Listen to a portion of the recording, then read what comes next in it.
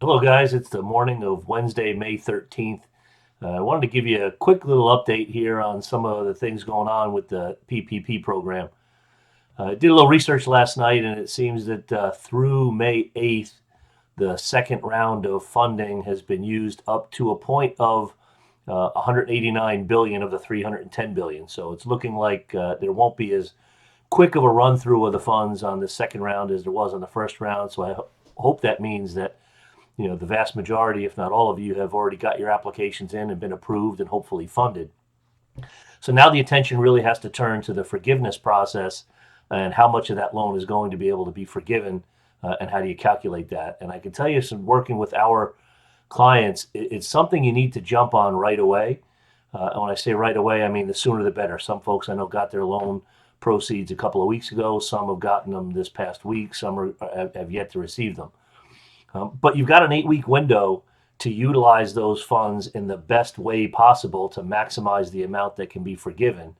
And I think, human nature is, there's pressure to get everything done and documented so that you can qualify and get the loan. And then it hits the bank account. And you kind of go, okay, good. We got over that hump. Now I got 8 weeks to figure out the forgiveness. I'm going to say you really don't have 8 weeks to figure it out if you want to maximize the benefit to your business, maximize the protection, and that's really what this is for, the protection of your business, and put yourself in the best position going forward.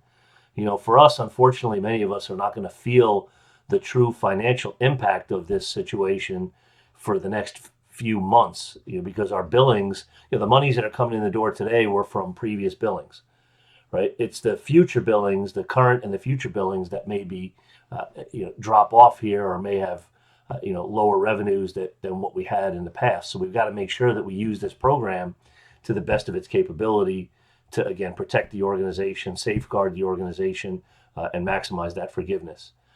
So I can tell you, having spent countless hours in reviewing all of the data and the details on this, there are many, many different scenarios that you need to look at, from what your headcount was at different periods in 2019 versus 2020, because there's choices you have to make as to what time period you're going to apply so that your forgiveness isn't reduced.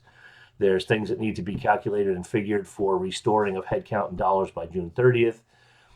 There's definitions of exactly what counts as payroll, exactly what counts as utilities and other expenses. So there's a tremendous amount of detail in here that really needs to be understood and planned in advance and strategized. So with that in mind, I'm going to do another webinar. I'm going to do this webinar on Monday. I believe that's the 18th. We're going to do that webinar at 2 p.m. Eastern time. And the whole purpose of this webinar is going to be to lay out some of the strategies and the key concerns that you should be looking at when it comes to the forgiveness. And again, looking at it now, so that you can have a proactive plan rather than get to the end of the 8-week period and look back and say to yourself, shoot, I missed an opportunity to really help my organization because I didn't do A, B, C early in the process, and now it's too late to do it. So again, we're going to be doing that on Monday, 2 p.m. Eastern time. I'd love to have as many of you as possible on that. Again, I'm going to continue to monitor the situation. There are changes coming out literally on a daily basis. But I'm going to monitor all that and be ready to update you guys on Monday, let you know what you should be looking at, and help you build that proactive plan, regardless of where you are in the process. So look forward to seeing you then. Have a great rest of the week and a great weekend. And most importantly, everybody stay healthy and stay well.